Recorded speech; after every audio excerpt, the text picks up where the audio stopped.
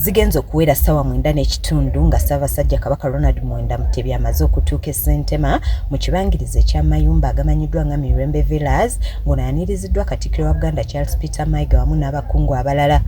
Asoose kulambula nnyumba zino ezizimbiddwa ku mutindo ogwa waggulu ate nga ziri ku nsimbi ensaamusaamu nga kino yakikola okulaba nga abantu be bafuna amaka amalungi nga n'oluvannyuma Ssebwana Charles Kiberu Kisiriiza amwanjulidde amakulu agavudde mu bannabusiro omubadde ente, embuzi wamu n'ebirala. Omuterega asimye amakulu agamuweereddwa era n'alamusa ku bantu be olwo Obuganda ne bufa essanyu ng'oluvannyuma ayolekedde abategekeddwa emikolo nakalira ku Namulondo. Bw'abadde ayogerako eri Obuganda, Katikkiro Mayiga ategeezezza nti mu myaka 3 beene gy'amaze ng'alamula Obuganda buli muntu alina okuba n'amaka agali ku mutindo naddala nga bakulembeza obuyonjo kuba kino kiragiro okuva eri beene.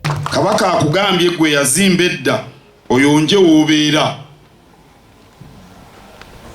Olujja lugobeemu enfuufu ng'osimba omuddo.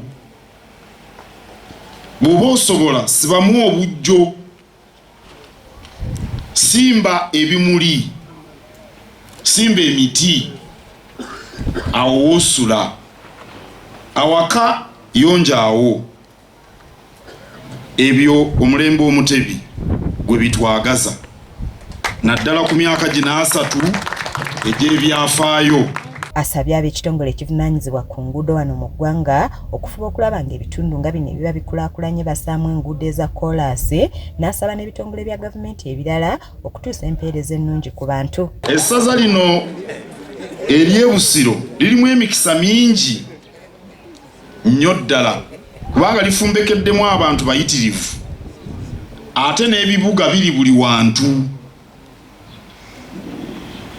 Awo nno nkoola bannabusiro musitukiremu musse mu nkola nnyinimu byatugamba mukole ebinaaleeta enkulaakulana.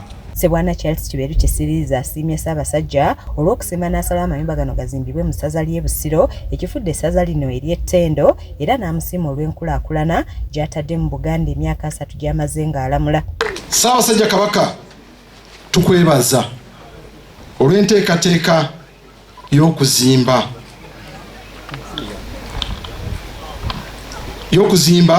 y'okuzimbira abantu bo ate n'okusiima ennyumba zino zizimbibwe mu Busiro. Martin Seremba Kasekende nga yakulira olukiiko oluzimbe agamba nti enkola eno eya Mirembe Villas ewadde abantu bangi emirimu n'enkulaakulana n'asaba gavumenti ng'eyita mu disitulikiti ey'e Wakiso okuyambako ku bantu bazimbe nga bagoberera enteekateeka ennungi okwewala omugotteko.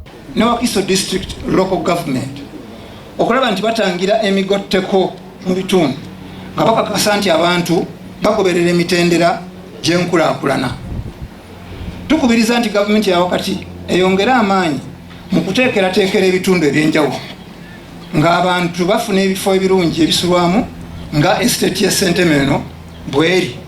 Ono alaze okusoomoozebwa okuliwo omuli ebbula ly'amasannyalaze oluguudo olupya oluva e Mmengo okudda e Sentema lwagamba nti lusaana kuyiwa koolaasi n'asaba n'ab'ekitongole eky'ebyamazzi okugasaasaanya mu kitundu kino kuba kati kikulaakulanye. Oluguudo lw'e Sentema okuva e Mmengo tusaba bekikwatako bonna balabe nti lukolebwako mu bwangu. Tusaba ebitongole okuli ebyamasannyalaze UETCL ne UDCL wamu n'ekyamazzi National Water and Sewage Corporation okukakasa nti obuweereza bwabwe butuuka mu bitundu nga Sentema. Ye akiikiridde kampani y'Abachina yaweebwa omulimu gw'okuzimba ennyumba zino asiimye enkolagana gye balina n'Obuganda ey'akamala emyaka 9 n'ategeeza nti bakazimba ennyumba eziwerera ddala 116 mu estate eno era nga abantu batandika dde okuzisulamu. Number of units here and our residents have already started their peaceful lives in this modern organized community with stable supplies of water and power and 24/7 securities. Agamba nti olw'okwagala Ssaabasajja kwalina eri abantu be y'ensonga lwaki yatandikawo enkola eno buli muntu asobole okuba n'amaka amalungi era ageeyagaza. To provide affordable houses with good quality for the society so everyone can have the opportunity to live in a decent place and enjoy modern life. Kiza Peter yakusakidde eggulu lino ku lwa KSTV Agale.